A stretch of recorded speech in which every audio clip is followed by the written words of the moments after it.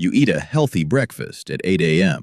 By 10:30, you can barely keep your eyes open. By 3 p.m., you're exhausted, brain-fogged, and reaching for your second or third coffee of the day. That crash isn't about your willpower, it's about your biochemistry. Now, let's be clear right away. Blood sugar fluctuations are a completely normal human function. We are not here to demonize carbohydrates or tell you to stop eating. But the chronic roller coaster, the massive unnatural spikes, and the steep, exhausting crashes is what drains your energy and drives insulin resistance over time. Today, we're ranking 10 supposedly healthy foods that secretly trigger these massive spikes. We're not talking about candy or soda. You already know those aren't great for you. We're looking at everyday staples driven by the health halo effect. Packaging that proudly says natural, gluten-free, or whole grain, while hiding heavily refined carbohydrates that hit your bloodstream with zero resistance. Quick note before we start. This is educational content based on published clinical research, not medical advice. If you have a medical condition like diabetes, your doctor knows your specific situation best. Always talk to them before making dietary changes. Let's look at the data. Number 10. Condiments and sauces, specifically barbecue sauce, ketchup, and teriyaki. Here's a familiar scenario. You grill some chicken breast. You make a fresh salad. You're doing everything right for a perfectly balanced, low-glycemic meal. Then, to give it some flavor, you add a couple of generous tablespoons of barbecue sauce. Here's the problem. According to USDA data, just 2 tablespoons of standard commercial BBQ sauce contains about 14 to 16 grams of sugar. That's nearly 4 teaspoons of pure sugar poured directly over your healthy chicken. And let's be honest, very few people stop at exactly 2 tablespoons when they're dipping their food. So what does this mean for your body? When you eat a candy bar, your brain knows you're eating sugar. It registers the intense sweetness, anticipates the calories, and eventually sends satiety signals. But when you hide that exact same amount of sugar in something savory and acidic, like barbecue sauce or ketchup, your brain doesn't flag it the same way. You don't feel like you just ate dessert. But your pancreas? Your pancreas still has to pump out the exact same amount of insulin to deal with the rapid glucose entering your bloodstream. The food industry knows exactly how this works. They use sugar to balance out the harsh acidity in tomatoes and vinegar. It's cheap, it adds physical weight to the product, and most importantly, it activates the reward centers in your brain, making you crave more of it. Next time you're at the grocery store, turn the bottle around. Don't look at the front label, look at the ingredient list. If sugar, or its aliases like cane juice, molasses, or high-fructose corn syrup is the first or second ingredient, put it back. Switch to a mustard-based sauce or a hot sauce like Classic Buffalo. Most of those have zero added sugar, cost exactly the same, and won't turn your dinner into a dessert. Number 9. Flavored, low-fat yogurt. To understand why this is on the list, we have to look back at the 1980s and 90s. For decades, the standard dietary guidelines told us that fat was the ultimate enemy. So the food industry responded by stripping the natural dairy fat out of yogurt. But if you've ever tasted completely plain, fat-free yogurt, you know the truth. It tastes like sour chalk. To make it edible and get people to buy it, food manufacturers had to replace the fat with something else to provide texture and flavor. They chose sugar. Many commercial low-fat fruit yogurts often contain up to 25 to 30 grams of sugar per serving. To put that in perspective, that is more sugar than you'll find in a standard Snickers bar, disguised in a container with a picture of fresh strawberries on it. Here's where it gets interesting, and it has to do with how your digestion actually works. Dietary fat slows down gastric emptying. It acts like a biological brake pedal, slowing the rate at which food leaves your stomach and enters your small intestine. When you remove the natural dairy fat and pump in 30 grams of refined sugar, you completely remove that brake pedal. That sugar hits your bloodstream exceptionally fast. You get a rapid blood sugar spike, a massive surge of insulin, and then a steep crash that leaves you hungry and irritable just an hour later. You don't need to give up yogurt. Fermented dairy is fantastic for your gut microbiome, but you need to buy it the right way. Buy plain, full-fat Greek yogurt. At stores like Walmart or Target, a large 32-ounce tub costs about $5 to $6, which actually makes it cheaper per serving than buying those individual flavored cups. You get double the protein, zero added sugar, and the natural dairy fats keep your blood sugar perfectly stable. If you need sweetness, throw in a handful of fresh berries yourself. Number 8. Dried fruit and trail mixes. Clinical data shows raisins have a glycemic index of around 64, compared to 46 for fresh grapes. That's a massive jump in how your body responds to the exact same fruit. Why does this happen? When you dehydrate a fruit, you are completely removing the water, which physically shrinks the volume of the food. But all the naturally occurring fructose and glucose remain entirely intact, just highly concentrated into a tiny package. Let me put it this way. If I gave you 60 fresh grapes to eat at your desk, you'd probably feel pretty full before you even finished them. The water content and the physical volume of the fresh fruit stretch the walls of your stomach. This triggers stretch receptors that send a mechanical signal to your brain telling you that you've had enough to eat. But 60 raisins? That's barely a small handful. You can mindlessly eat that in 30 seconds while staring at a spreadsheet without your brain ever registering the intake. Before you know it, you've consumed the sugar equivalent of 2 cans of soda, but you're still hungry. And commercial trail mix? The bags you grab at the gas station or the grocery store checkout are usually a metabolic trap. They're loaded with dried cranberries that have actually been injected with extra cane sugar to cut their natural tartness, plus handfuls of milk chocolate chips. If you want a snack that provides sustained energy without the crash, build your own mix. Buy a bag of raw almonds, walnuts, and pumpkin seeds. Skip the dried fruit entirely. The protein, fiber, and healthy fats in raw nuts provide a slow, steady drip of energy that will actually power you through the afternoon.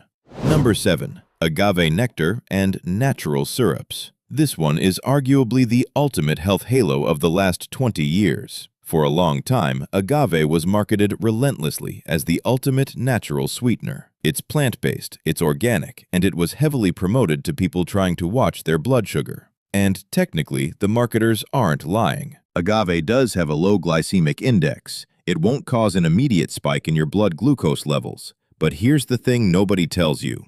Research published in the Journal of Agricultural and Food Chemistry notes that commercial agave nectar can contain up to 80 to 90% fructose. Now, fructose isn't inherently evil. When you eat fructose in its whole food form, like an apple, the physical fiber naturally limits how much you can eat, and it slows down absorption. But agave is a concentrated liquid. Your body processes glucose and fructose differently. While every single cell can use glucose for energy, fructose is primarily metabolized by your liver. When you dump a massive amount of concentrated liquid fructose into your system from a heavy pour of agave syrup, it can easily overload your liver's processing capacity. When consumed in high, chronic amounts, your liver converts this excess liquid fructose directly into triglycerides, and studies strongly associate it with non-alcoholic fatty liver disease. It might not spike your blood sugar dramatically today, but abusing concentrated liquid fructose can damage the metabolic machinery you need to control your blood sugar tomorrow. Don't be fooled by the word natural. Arsenic is natural. Treat commercial agave exactly like you would treat high fructose corn syrup. If you need a sweetener, use a small amount of raw honey or real maple syrup, but ultimately be mindful of your total sugar intake. Number 6. Instant oatmeal. You've probably heard 1,000 times that oatmeal is a heart-healthy superfood, and in its traditional unprocessed form, it absolutely is. But the convenient little packets of instant-flavored oatmeal sitting in your pantry are a completely different biological entity. According to Harvard Health, steel-cut oats have a glycemic index of 53, while instant oatmeal spikes all the way up to 83. To understand why the exact same plant causes 2 entirely different reactions in your body, you have to look at the industrial milling process.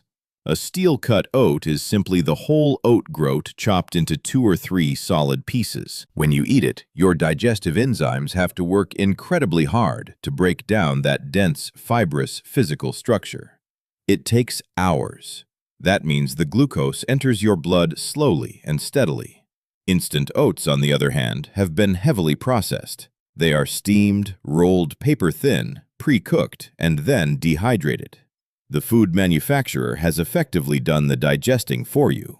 When that powdery, paper-thin oat hits your stomach, the structural fiber matrix is already destroyed. It dissolves almost instantly, turning into glucose and rushing into your bloodstream. And that's before we even talk about the flavor packets. Maple brown sugar or apples and cinnamon instant oats routinely pack 12 to 15 grams of added refined sugar per tiny packet. Same grain, completely different impact on your body. The fix here is simple, and it actually saves you money. Buy a large canister of plain rolled oats or steel-cut oats. A massive tub costs around $4 and will last you weeks. Yes, they take 10 to 20 minutes to cook instead of 2, but that extra time spent cooking buys you 4 solid hours of stable energy and sharp focus at work, instead of a brutal mid-morning blood sugar crash. Number 5. Gluten-free packaged snacks. Over the last decade, the term gluten-free somehow became synonymous with healthy, clean eating, or weight loss.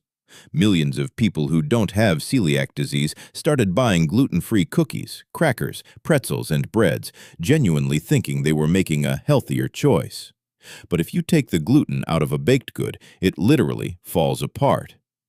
Gluten is the structural protein that gives bread its stretch, chew, and shape. To replicate that texture without gluten, food scientists had to replace the wheat flour with something else. Almost always, they use highly refined starches, tapioca starch, potato starch, or ultra-fine white rice flour. These replacement ingredients are essentially pure isolated starch. Because the naturally occurring fiber is completely removed during processing, these refined starches are rapidly absorbed, spiking your blood sugar almost identically to pure table sugar. In fact, tapioca starch has a higher glycemic index than regular sucrose. When you buy a gluten-free pretzel or cookie, it isn't a clean alternative. It's just a heavily refined carbohydrate with a brilliant PR team. If you need to avoid gluten for medical reasons, the best approach is to stick to foods that are naturally gluten-free in their whole form. Meat, eggs, fish, vegetables, fruits, and whole tubers like sweet potatoes. Don't rely on the highly processed gluten-free aisle at the grocery store. It's an expensive way to wreck your metabolic health. Number 4. Store-bought smoothies and acai bowls. You go to the gym, you get a great workout, and you reward yourself with a $10 green smoothie or a beautiful acai bowl. It's packed with fruit, kale, and antioxidants, so it must be doing wonders for your body, right? Here's what the clinical data actually says. Many commercial 16-ounce fruit smoothies pack 50 to 70 grams of sugar. The core problem here is mechanical. When you eat an apple or a handful of berries in their whole form, your teeth have to physically chew it. Then, your stomach acids have to slowly break down the tough cellular walls of the plant to extract the nutrients and the naturally occurring fructose. This insoluble fiber matrix is nature's built-in mechanism for controlling sugar absorption. When you throw 5 servings of fruit into a 2,000-watt commercial blender without adding sufficient protein or fat, you are doing mechanically what your stomach is supposed to do biologically. You pulverize that protective fiber matrix into a liquid. You can drink a 16-ounce smoothie in 5 minutes flat. By doing so, you're sending a massive tidal wave of fructose and glucose directly into your system, with very little physical barrier left to slow it down. And acai bowls? Acai itself is actually a low-sugar berry. But to make it taste good, the commercial bases are almost always blended with massive amounts of apple juice, bananas, and heavy pours of honey, and then heavily topped with sweetened granola. If you want a smoothie, make it at home. Use 1 portion of fruit, add a high-quality protein powder, some spinach, and a heavy dose of healthy fat like avocado or unsweetened almond butter. The protein and fat are crucial here. They effectively blunt the blood sugar response, and you control exactly what goes into the blender. Number 3. Rice cakes and puffed snacks. If you or anyone you know dieted in the 1990s, you probably ate a lot of rice cakes. They were heavily promoted as the ultimate low-calorie, fat-free snack. And strictly speaking, it's true. A single rice cake only has about 35 calories. But we now know that metabolic health and sustained energy are about a lot more than just counting calories. Rice cakes have a glycemic index between 82 and 87, which is noticeably higher than a bowl of ice cream. Now, to be clear, that doesn't make ice cream healthy. Ice cream has a lower glycemic index simply because it is packed with fat, which physically slows down the absorption of sugar. But this comparison proves a vital point. The pure, fat-free, extruded starch in a rice cake hits your system with absolutely zero resistance. To make a rice cake, raw grains of rice are subjected to intense industrial heat and high pressure until they literally explode. This violent extrusion process completely alters the physical structure of the starch, turning it almost entirely into amylopectin, a highly branched starch molecule that your digestive enzymes break apart almost instantly. Because there's virtually no protein, fat, or usable fiber in that puffed cake to sustain you, you get a fast release of insulin, and you are starving again 45 minutes later. If you really enjoy the crunch of rice cakes and want to keep them in your diet, never eat them bare. Smear them with 2 generous tablespoons of natural peanut butter, or smash half an avocado on top. The dense fats and proteins will dramatically slow down the glucose absorption, stabilizing your blood sugar and actually keeping you full.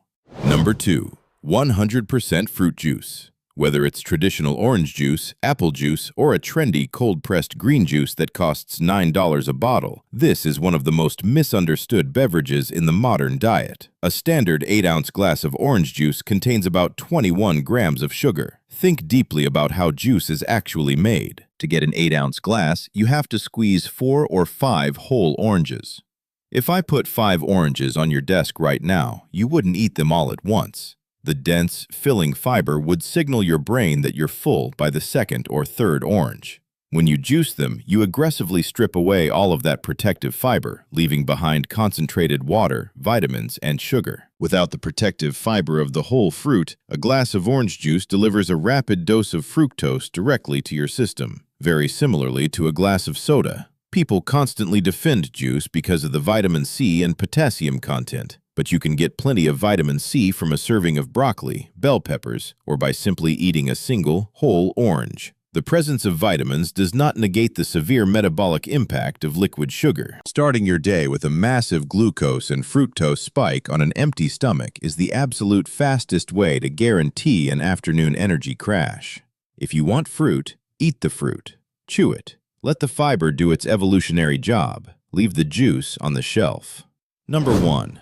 100% whole wheat bread. This is the holy grail of modern nutrition advice. For 40 years, we've been told by guidelines and doctors to ditch white bread and switch to whole wheat. It's supposed to be complex, slow digesting, and heart-healthy. Here is what the clinical data actually says. A comprehensive review published in the American Journal of Clinical Nutrition lists white bread with a glycemic index of 75, whole wheat, 74. Same bread, same spike. How is this physiologically possible? It comes down to modern industrial milling. Yes, commercial whole wheat bread does retain some vitamins and minerals that white bread lacks. We aren't saying it has zero nutritional value, but structurally, the wheat berries used in modern commercial bread are milled using ultra-fine industrial steel rollers. They pulverize the grain into a dust so fine that the cellular structure is completely obliterated. Because it's been ground into microscopic powder, your digestive enzymes don't have to do any work to break it down. For your blood sugar curve, the moment that whole wheat toast hits your stomach fluid, it's rapidly converted into glucose, flooding your bloodstream at almost the exact same speed as a slice of Wonder Bread. We've been diligently choosing whole wheat to protect our blood sugar, and the data clearly shows it makes virtually zero difference for glycemic control. But you don't have to banish bread from your life entirely. You just have to change the structural integrity of the bread you buy. Next time you're at the grocery store, skip the standard bread aisle completely. Go to the freezer section and look for sprouted grain bread, like Ezekiel bread, or go to a real bakery and buy a true traditional sourdough.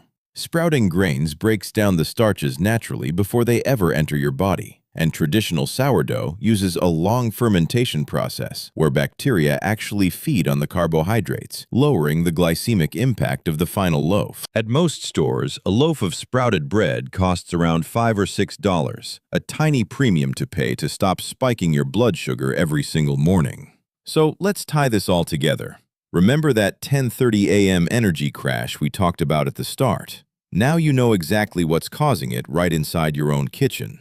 Better metabolic health isn't about starving yourself. It's about knowing exactly how food is processed before it ever reaches your plate. Here are your action steps for this week. Step 1. Stop buying flavored low-fat yogurt. Switch to plain, full-fat Greek yogurt and add your own whole berries. It's the same price, but vastly better for your blood sugar.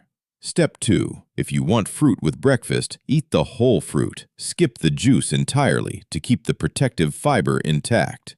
Step 3. Check your bread label. If the first ingredient says wheat flour or enriched flour, leave it on the shelf. Swap your ultra-processed commercial loaf for a sprouted grain bread or a genuine fermented sourdough.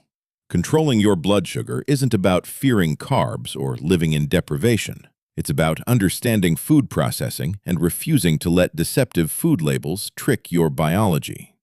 I'd love to know, which of these 10 foods surprised you the most? Drop it in the comments. If this breakdown helped you cut through the confusion, subscribing helps us make more evidence-based videos just like this. See you in the next one.